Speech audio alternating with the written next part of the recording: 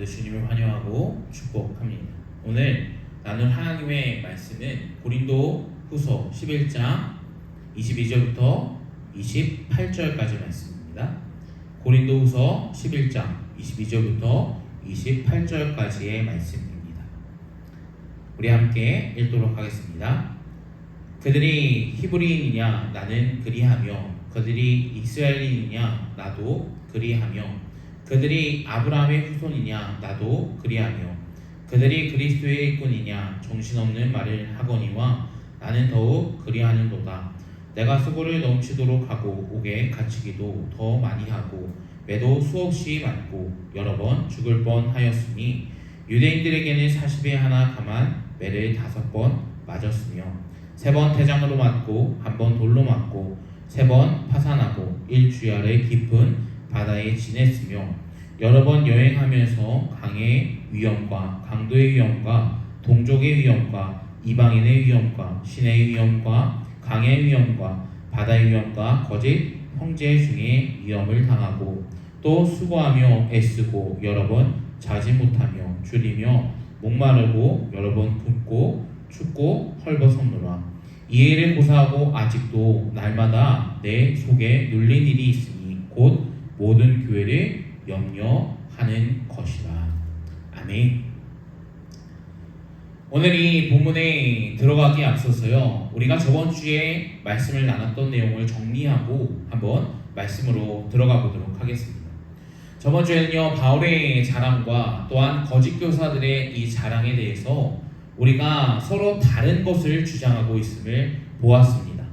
바울이 자랑했던 것은요, 오직 주님께서 나의 구주가 되어주신다라는 사실만을 자랑했습니다. 바울이 고린도 교회에 1년 6개월 동안 머물면서 그리스도께서 나의 구주가 되어주시고 또한 십자가에서 이 십자가의 복음만을 전파하였죠. 그런데 바울이 떠난 후에 거짓 교사들이 그 교회에 들어왔습니다. 그러면서 바울이 계속해서 강조했던 그리스도께서 주 되어주신 것과 또한 나를 구원해 주시는 메시아를 믿는 믿음으로 말미암아 구원을 받는다라는 이 구원론에 대해서 흔들기 시작했어요. 이 거짓 교사들의 구원론을 보면요, 믿음 플러스 율법에 대한 행위를 지켜야지만 구원을 받는다라고 주장했습니다. 어떻게 보면요, 이들의 주장도 이상하지 않다라고 생각할 수가 있어요. 왜냐면 이 율법은 누가 주셨습니까? 하나님께서 율법을 주셨습니다. 그렇기 때문에 하나님의 법이기 때문에 우리는 지켜야 되는 것이 당연하다라고 생각할 수밖에 없어요. 그런데요, 구원은 사실상 어떻습니까? 예수 그리스도께서 오셔서 그 관계, 이 구원에 대한 큰 관계점을 이야기해주고 있지는 않아요. 그렇다고 해서 제가 율법론 폐기자들이 이야기하는 것처럼 살아가라라고 주장하고 싶지도 않습니다. 이 구원은 오직 그리스도를 믿는 믿음으로 구원을 받습니다. 내가 율법을 잘 지켰다라고 해서, 세상법을 잘 지켰다라고 해서, 내가 하나님을 열심히 했다라고 해서 구원받는다라는 것이 아니라는 거예요. 인간의 행위가 중요한 것이 아니라는 것입니다. 구원은요, 오직 하나님께서 내 안에 보내주신 성령을 통해서 예수 그리스도를 믿는 믿음이 내 안에 자리 잡혔을 때에 구원을 받는 거예요. 그래서 구원을 받는다라는 것은요, 삼위일체 하나님의 사역이 나와 함께하여 주실 때요 출발한다라는 것이죠. 그러면 우리가 이러한 삼위일체 하나님께서 내 안에 함께해 주심이 분명히 있다라면, 확실한 구원에 대한 믿음이 있다라면요, 인생을 대충 살아갈 수가 있을까요? 그냥 세상 사람들처럼 막 살아가는 것이 말이 되겠습니까? 성경에서는요, 믿음, 이 구원받는 자들이 대충 살아가고 또한 세상 사람들과 같이 살아가는 것에 대해서 말해주고 있지는 않아요. 왜냐면 내 안에 성령 하나님께서 함께 해주시는 증거가 바로 구원에 대한 확신이기 때문이에요. 그러면 이 구원에 대한 확신이 내 안에 함께하면요, 성령께서 내 안에 함께 해주신다는 것을 믿을 수밖에 없어요. 그러면 우리가 구원에 대한 확신함이 있으면 옛 모습을 버리지 못하고 하나님을 섬기는 것이 아니라 내 안에 여전히 남아있는 형상화되지 않는 우상들이 섞이고 있구나. 또한 싸우거나 방탕하게 살아가는 것이 말이 됩니까? 저는요, 신앙생활하면서 그렇게 살아가는 것이요 불가능하다라고 말하는 자 중에 한 명이에요. 물론요, 우리는 모두 다 성화의 과정을 걸어가는 사람들이에요. 성화란 그리스도를 닮아가는 삶에 대해서 이야기를 합니다. 그래서 신학자들은요, 이 성화를 이야기할 때요, 점진적 성화라고 이야기해요. 나도 눈치채지 못할 만큼 조금씩 변화되는 것에 대해서 성화의 과정을 걸어간다 라고 이야기한다는 거예요. 그러면요, 성화의 과정을 걸어가는 그리스도인들을 다운 삶 가운데에서요, 중요한 것은 무엇입니까? 성령께서 그 걸음을 옮기신다는 거예요. 그러면 우리는 율법을 지키는 행위, 십계명을 지키는 행위는 당연하게 생각할 수밖에 없어요. 왜냐하면 내 안에 성령 하나님께서 함께해 주시기 때문에 말씀대로 살아가는 것이 누구보다 소중하다는 것을 알기 때문이다라는 거예요. 그런데 거짓 교사들이 주장하는 이 믿음 플러스 율법은 전혀 잘못된 거예요. 그들이 강조하는 것은요, 믿음 플러스 율법이 아니라 율법 플러스 믿음이라는 거예요. 율법이 더욱더 부과된다는 거예요. 더욱더 돋보여야 된다는 거예요.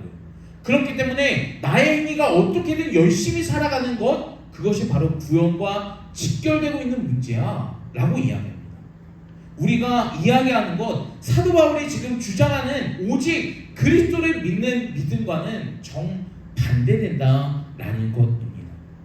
그래서요, 사도 바울이요, 이 혼합주의적 구원론을 이야기하고 있는 거짓 교사들을 무엇이라고 말합니까? 사단이 보낸 이 의를 가장한 그리스도의 일꾼이다라고 이야기를 하고 있습니다. 그런데요, 안타까운 것은 무엇입니까? 그 사단들이 보낸 거짓 교사들의 말을 고린도 교회가 너무 순수히 믿고 있었다는 거예요. 고린도 교회가 너무 잘 용납하고 있었다는 것이죠. 그래서 4절 말씀에 보면요, 다음과 같이 말합니다. 만일 누가 우리가 전파하지 아니한 다른 복음을 전파하거나 혹은 너희가 받지 아니한 다른 영을 받거나 혹은 너희가 받지 아니한 다른 복음을 받게 할 때에는 너희가 잘 용납하는구나. 바울에서 용어를 이 점을 설명드리며 1년 6개월 동안 내가 교회에 머물면서 너희한테 오직 예수 그리스도가 너희의 구원자 되어 주심을 강조하지 아니하였냐. 그런데 왜 거짓 교사들이 왔을 때요, 그러한 이야기들의 홀딱수가 왜 잘못된 길을 걸어가고 있니? 그들의 잘못된 주장을 왜 스폰지처럼 잘 흡수하고 있는지 나는 도저히 이해가 되지 않아 라고 사도 바울은 주장하고 있어요. 그러면서 20절 말씀을 보면 다음과 같이 말합니다. 누가 너희를 종으로 삼거나 잡아먹거나 빼앗거나 스스로 높이거나 뺨을 칠 때에도 너희가 잘 용납하는도다. 그들이 당신 위해서 주인 행사를 하는데 왜 너희는 스스로 종의 자리에 놓여 종노릇하고 있는지 나는 이해할 수 없다. 왜 그들이 거짓 교사들이 너희의 영혼을 갉아먹고 있는데 왜 너희의 영혼을 그렇게 그냥 소홀히 내어주고 있니? 난 이해할 수가 없어. 너희 머리 위에 그들이 높아지려고 하고 너희의 뺨을 치고 있는데 왜 그러한 자들의 행동에 박탈하고 동요하고 있니? 동조하고 있니? 난 이 점을 이해할 수가 없어 라고 사도 바울이 말씀하고 있어요. 왜 고린도 교회가 지금 거짓 교사들의 잘못된 행위, 잘못된 말씀에 속아 넘어가서 그들의 잘못된 행위를 잘 용납하고 있었습니까? 저는 이 점이 말씀을 그들이 모호하게 알았기 때문에 발생한 문제였다라는 말씀을 드렸어요. 뱀이 하와를 유혹했을 때도 어떻습니까? 이 거짓말을 해서 뱀이 하와를 유혹하는 사건을 이 고린도후서 11장 3절에서는 이야기해주고 있죠. 우리는 그러한 문제를 통해서 말씀을 잘 모르면 넘어질 수밖에 없고 쓰러질 수밖에 없다라는 것을 분명히 봐야 된다라는 거예요. 그래서 저번 주에 말씀드리면서요, 우리는 혹시 이단의 문제 또한 거짓말하는 설교자들의 말씀을 분별하기 위해선 우리 또한 말씀으로 무장돼야 된다는 것을 강조를 드렸습니다. 말씀으로 무장되어 있지 않으면요, 우리는 그들의 거짓말에 속아 넘어갈 수밖에 없어요. 이단들의 달콤한 말에 현혹될 수밖에 없다라는 것입니다. 그러고 나서요, 제가 바로 이야기 드린 것이 무엇입니까? 말씀을 듣는 태도가 중요하다라고 말씀을 드렸어요. 왜 말씀을 듣는 태도가 중요합니까? 말씀 시간은요, 하나님께서 나에게 주신 시간입니다. 또한 이 시간은요, 하나님과 나와의 1대1 관계예요. 제가 그 점을 말씀드리면서요, 이 단 위에 서 있는 목사의 주장을 이야기하는 시간이 아니다라고 말씀을 드렸어요. 만약에요, 그러한 시간이다라고 하면요, 큰 교회 가는 게 낫죠.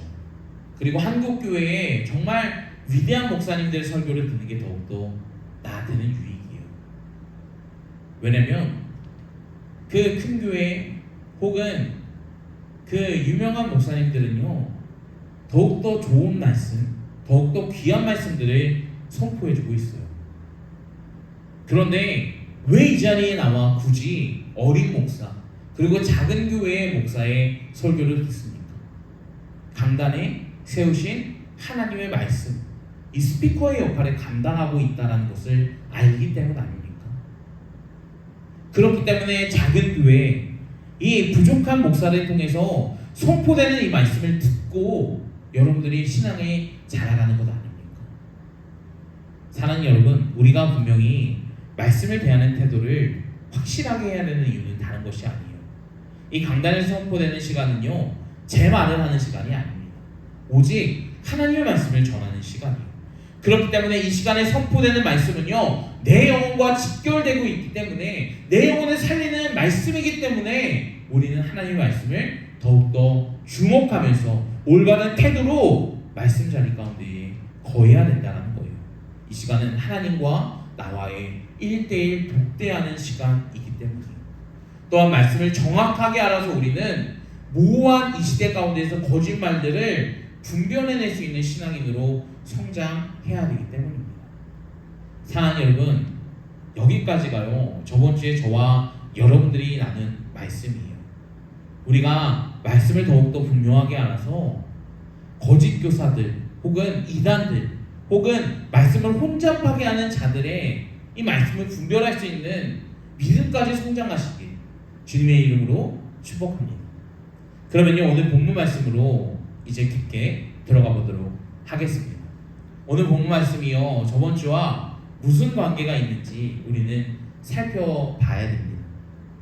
먼저 오늘 말씀의 이 결론부터 말씀을 드리자면요, 그리스도인들의 명예는 이 땅에 있지 아니하고 이 명예를 위해서 이 땅 가운데서 얼마든지 고난을 받고, 또한 그 고난 가운데서 우리가 생각해야 되는 것은 오직 하나님의 일이라는 사실을 기억해야 한다라는 거예요. 그것이 바로 그리스도인들의 삶의 모습이라는 점입니다. 그것을 오늘 한 절 한 절 말씀을 읽어가면서 함께 나누도록 하겠습니다. 22절 말씀이요, 그들이 히브리인이냐 나도 그리하며 그들이 이스라엘인이냐 나도 그리하며 그들이 아브라함의 후손이냐 나도 그리하며 이라고 말씀하고 있죠. 거짓 교사들이 이 22절 말씀을 통해서 그들이 유대인이라는 사실이 더욱더 명확해졌습니다. 그들이 자랑하는 것은 무엇이었습니까? 나는 히브리인, 나는 이스라엘 사람, 나는 이 혈통으로는 아브라함의 후손이다 라고 자랑하고 있어요. 주장하고 있습니다. 철저히 그들의 시선은 어디 있습니까? 세상의 것들로 자신을 치장하고 있다는 거예요. 세상의 것들로 자신의 삶을 주장하고 있다는 것입니다. 그런데 우리는 빌립보서 말씀을 통해서 그러한 것들이 사실 올바른 모습이 아니라는 것을 보게 됩니다. 빌립보서 3장 5절 말씀이에요. 나는 8일 만에 할례를 받고 이스라엘 족속이요 베냐민 지파요 히브리인 중에 히브리인이요 율법으로는 바리새인이요. 먼저는 이 8일 만에 어떻습니까? 할례를 받았다라고 말씀해주고 있어요. 이 8일 만에 할례를 받았다라는 것은요 그들의 집안이 얼마나 율법을 잘 지켰는지를 보게 돼요. 이스라엘 율법 중에요 보면 8일 만에 할례를 받는 것은 하나님의 백성으로 포함됐다라는 모습이라는 거예요. 그렇기 때문에 어떻습니까?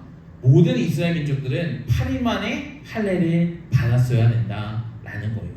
첫 번째, 우리는 율법을 지키는 집이다 라는 것을 보게 돼요. 두 번째, 우리는 이스라엘 민족이야, 나는 이스라엘 민족이야 라고 이야기해주고 있어요. 이 이스라엘 민족 안에서도요 우리는 두 개로 갈라지는 것을 보게 돼요. 첫 번째로는 히브리어를 사용하고 있는 전통 이스라엘 민족, 이 전통 유대인들을 이야기해주고 있어요. 이들은요 히브리어 지방 혹은 이 이스라엘 지방에서만 살아갔던 사람들을 이야기합니다. 그리고 두 번째로는 어떻습니까? 지금 시대는 로마 시대였어요. 그래서 이 로마의 각지에 흩어져서 살고 있는 이 디아스포라 유대인들, 이 이방 문화에 젖어 있는 유대인들을 이야기해주고 있어요. 이 유대인들, 이방 민족에 있는 유대인들이 왜 문제가 있냐면요, 그들은 자연스럽게 어떻습니까? 종교적인 노출 혹은 세상적인 노출이 되어 있는 사람들이에요. 그래서 이 이방 가운데서 거하는 유대인들은요 사실 어떻게 보면 하나님만을 따라가고 있는 유일신 신앙을 지키고는 있지만 세상적, 세속적인 것들로 눈을 얼마든지 돌릴 수 있는 사람들이었다는 거예요. 그래서 이 이스라엘 민족에도 급이 다르다라는 것을 사도 바울은 주장하고 있는 거예요. 그리고 세 번째는 무엇입니까? 나는 베냐민 지파다. 나의 지파는 베냐민 지파야 라고 이야기합니다. 또한 히브리인 중에 히브리인이다 라고 이야기해주고 있어요. 이 히브리인 중에 히브리인이다 라는 것은요 자신의 집안이 순수혈통이다 라는 것을 이야기해주고 있어요. 사도 바울의 집안은요 이 몇백 년 동안 혹은 뭐 그것보다 훨씬 더 오래 전부터 다른 민족과 피가 한 방울도 섞이지 아니하는 전통 히브리인이다 라고 이야기해주고 있어요. 얼마나 대단한 것입니까? 우리 신라 시대에도요 진골과 이 성골 제도가 있지 않습니까? 그들은 피가 섞이지 않기 위해서 어떻게 합니까? 그들끼리만 결혼했어요. 또한 이 유럽 국가들에 보면요 어떻죠? 왕의 이 순수혈통을 유지하기 위해서 근친상간도 사실 마다하지 아니했던 거죠. 왜냐면 이 순수혈통을 지켜가는 것이 얼마나 중요했는지를 그들은 알았기 때문이에요. 지금요 히브리인 중에 히브리인이었다는 것은 바로 그러한 이야기예요. 명문가중에 명문가였다는 거예요. 참 대단한 집안에서 태어났다는 것을 우리는 보게 돼요. 또 어떻습니까? 율법으로는 바리새인이었다. 그래서 6절 말씀과 연결되고 있어요. 열심으로는 교회를 박해하고 율법의 의로는 흠이 없는 자다. 율법의 의로는 흠이 없는 자다라고 이야기해주고 있습니다. 이것도 참 대단한 거예요. 이 율법에는요 613가지의 조항이 있다라고요. 근데 613가지의 조항 중에요 한 가지라도 지키지 아니하면 리셋되는 제도가 있어요. 그러니까 612가지를 지키고 나서요 한 가지, 이 613가지로 넘어갔을 때 그 한 가지를 지키지 않으면 다시 한번 처음부터 지켜야 되는 거예요. 다시 지켜야 되는 거예요. 근데 사도 바울은요 이 613가지의 율법도 어떻습니까? 다 지켰다라는 거예요. 율법으로는 흠이 없다라고 이야기해요.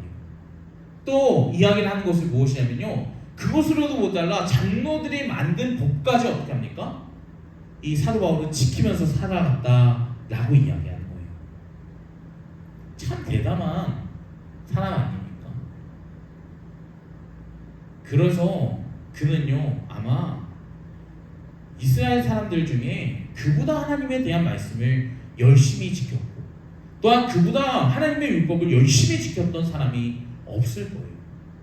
그런데 그가 마지막 주장했던 것이 뭐예요?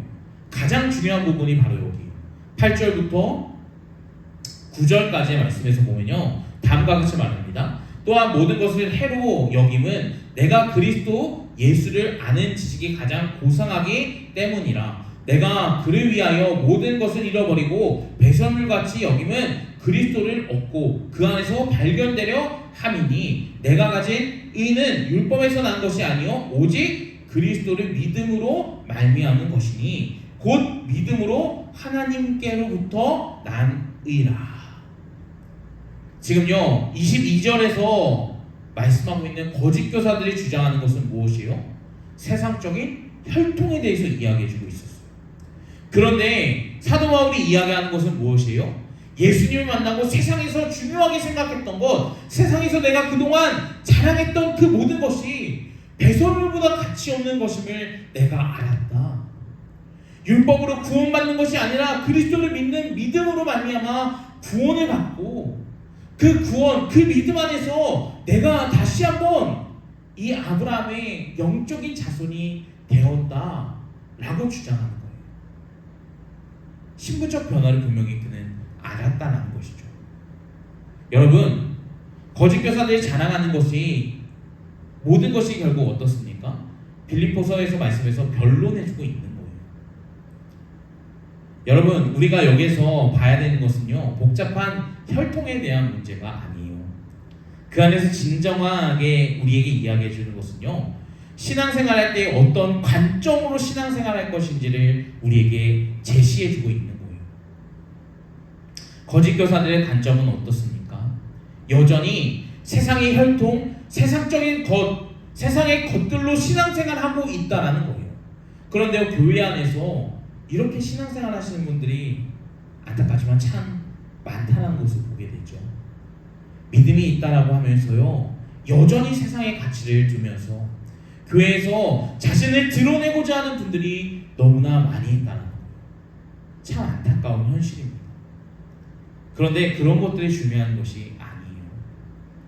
바울이 우리에게 제시해주고 있는 관점은요, 세상적인 것, 자기가 자랑하는 그 모든 것을 어떻습니까? 배설물과 같이 생각하고 오직 예수 그리스도 안에서 내가 발견되려 하기 위해서 내가 그 안에 속하고 또한 내가 그동안 자랑해왔던 모든 것들을 이제는 필요 없는 것, 버려야 되는 것으로 생각하고 있어. 이제는 그 냄새조차 맡고 싶지 않아 라고 주장하고 있습니다. 저와 여러분들도 오직 하나님 안에서만 발견되시길 바라요. 또한 이것으로만 기뻐하실 수 있는 신앙인들이 되시길 주님의 이름으로 축복합니다. 또한요, 이렇게 진정한 신앙인들이 이제는 23절부터 28절 말씀을 통해서 어떻게 살아가고 있는지를 보게 돼요. 물론요, 사도 바울의 이 박해는 우리가 당하는 박해보다 더욱더 심각합니다. 그런데 그리스도인들은요, 이러한 박해 속에서도 분명히 믿음을 지켜나가야 된다는 것을 우리에게 23절부터 28절까지의 말씀은 제시해 주는 것 같아요. 한번 들어가 보도록 하겠습니다. 23절 말씀이요, 그들이 그리스도의 일꾼이냐 정신없는 말을 하거니와. 거짓 교사들이 무슨 그리스도의 일꾼이냐, 내가 미친 사람들처럼 그들이 잘못되어 있는 모습을 한번 내 삶을 빗대어서 말해볼까? 라고 사도 바울은 입을 여는 거예요. 그러면서 23절 말씀에 보면요, 나는 더욱 그리하노도다. 내가 수고를 넘치도록 하고 옥에 갇힘도 더 많이 하고 매도 수없이 맞고 여러 번 죽을 뻔 하였습니다. 바울은요, 자신의 삶을 말하기 전에 이 거짓 교사들의 수고는 수고축에도 들지 아니한다 라고 말해주고 있어요. 그러면서 진정한 수고에 대해서 말을 하죠. 나는 복음을 전하면서 옥에도 많이 갇혔어 라고 이야기합니다. 우리가 성경 말씀 가운데서 사도 바울이 옥에 갇히는 장면들이 깊게 각인되어 있는 것들이 있지 않습니까? 이 바울과 실라가 옥에 갇혔을 때 모습, 또한 이 사도 바울이 로마서를 기록하고 있는 그때도 여전히 어떻습니까? 로마의 가택연금 중에 있었죠. 물론 창살이 달려있는 감옥은 아니었어요. 그런데 가택연금이라는 것은요, 그것에 그냥 온전히 갇혀 있는 중이었다라는 거예요. 이 한두 차례만 봐도요 어떻습니까? 사도 바울은 옥에 갇혔다라는 것을 우리는 쉽게 볼 수가 있어요. 그런데 이외에 다른 옥에 갇히는 일들도 수없이 많았다라는 거예요. 또 매도 어떻습니까? 여러 번 맞았다. 또한 죽을 뻔할 정도로 맞았어 라고 이야기하고 있어요. 복음을 전했다는 이유로 매를 맞는 날도 매일매일 반복됐다라는 거예요.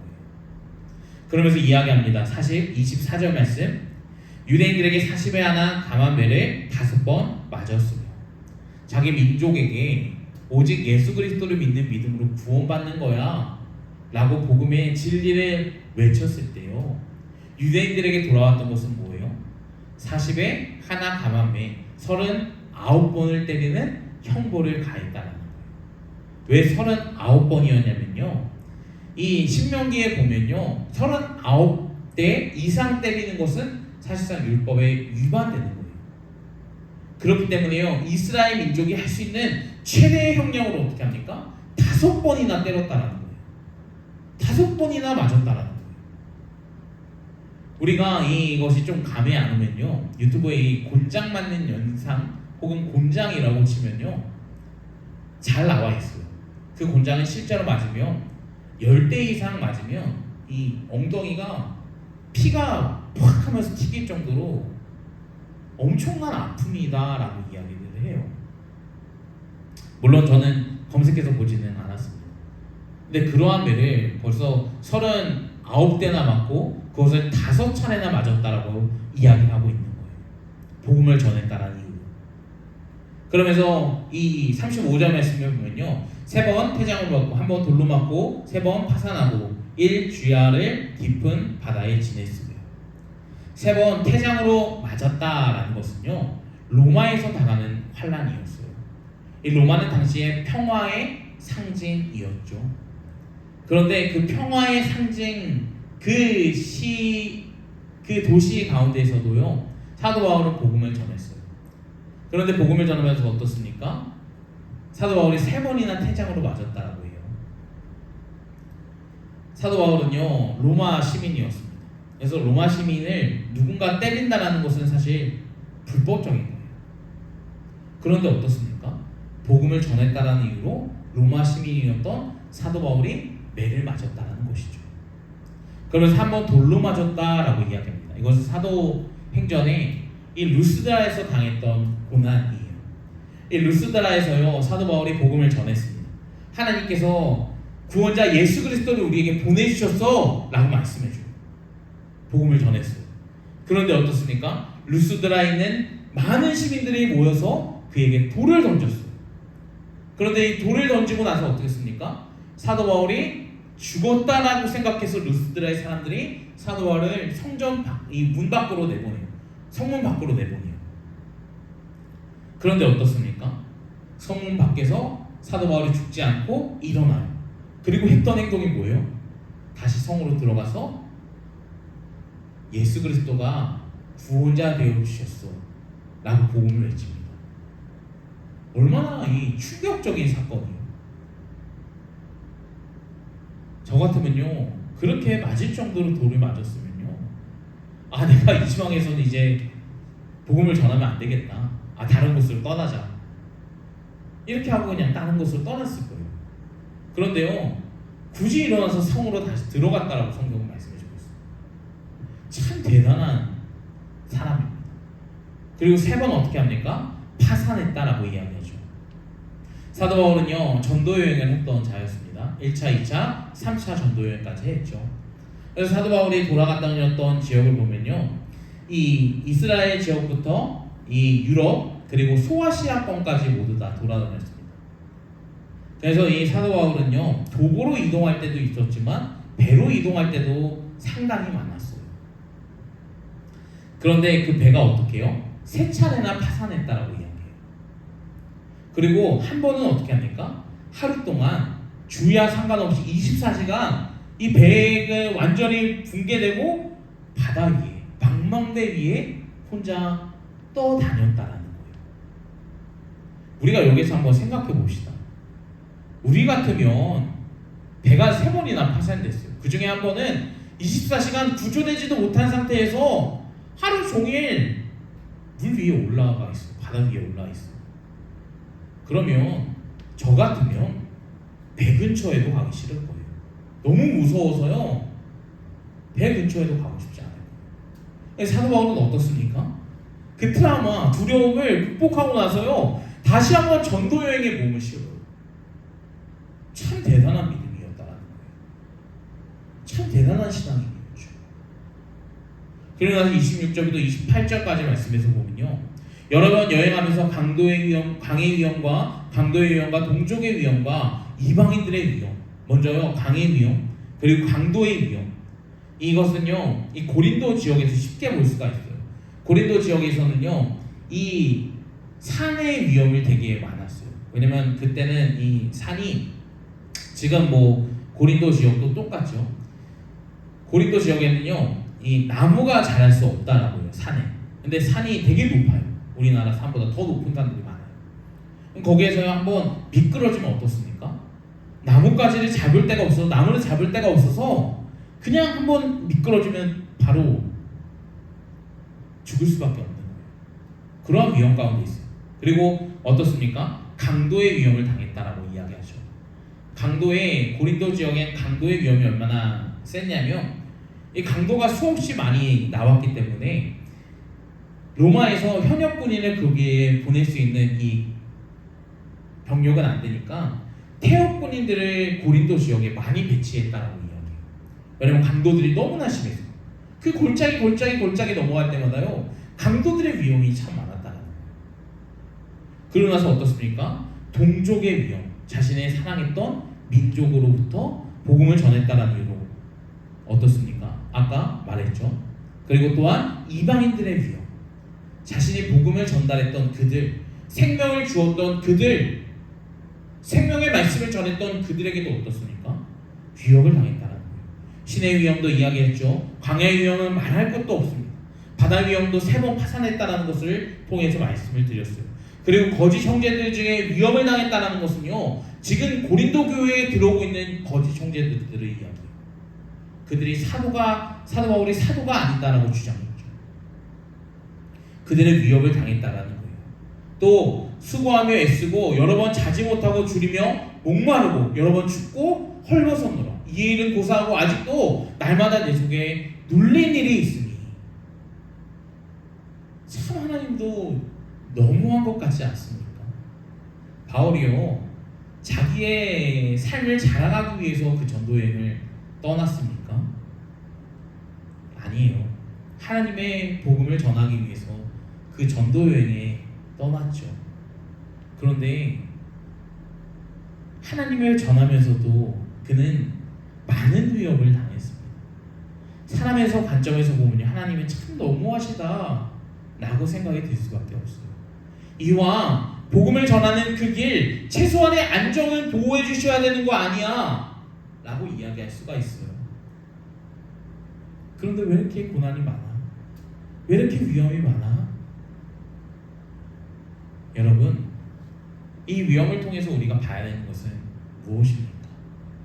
바로 믿는 사람들 또한 이런 위험에 얼마든지 봉착할 수 있다는 거예요. 신앙인들은요 그저 편하게 신앙생활하는 사람들이 아니에요. 우리도 믿음의 길을 걷다 보면 어떻습니까? 내 사랑하는 남편, 내 사랑하는 아내, 내 사랑하는 가족들을 통해서 오직 예수 그리스도를 믿었다는 이유 하나로 박해받고 혹은 가족들에게 손가락질 받고 위협을 당하는 것도 있지 않습니까?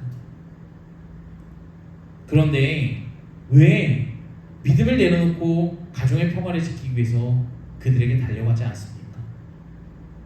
그 이유는 오직 내 안에 함께 하시는 성령님께서 나를 구원해 주신 분이 예수 그리스도라는 이 은혜가 너무나 커서 그들의 핍박, 내 사랑하는 가족들이 날 아프게 할지라도 그 길을 걸어가는 것 아닙니까? 여전히 우리는요 사도 바울에 비하지 못하지만 누군가 신앙생활 때 고난을 당하고 있다는 사실을 기억할 수밖에 없습니다. 또한 하나님의 사역을 감당하면요, 누가 빵을 줍니까? 누가 밥을 줍니까? 누가 떡을 줍니까? 그런데 왜 그 걸음을 함께 감당하고 계십니까?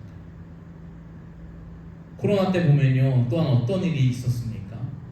예수 그리스도를 믿었다는 이유로 직장에 잘리는 사람들 또한 있었죠. 왜 생계를 포기하면서 그렇게까지 믿음을 지키면서 살아갔습니까? 왜 그 길을 걸어가셨습니까? 왜 신앙생활하면서 고난의 연속인 길을 알면서도 그 선택을 하시면서 걸어가셨습니까?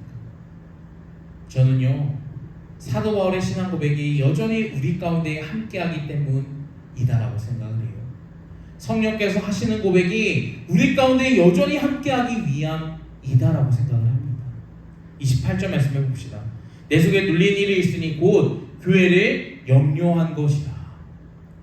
아멘. 모든 신앙인들은요, 교회를 염려하는 것이 당연하다라는 거예요. 왜 교회를 염려합니까? 교회는 그리스도가 머리 되어주시는 공동체이기 때문인 거예요.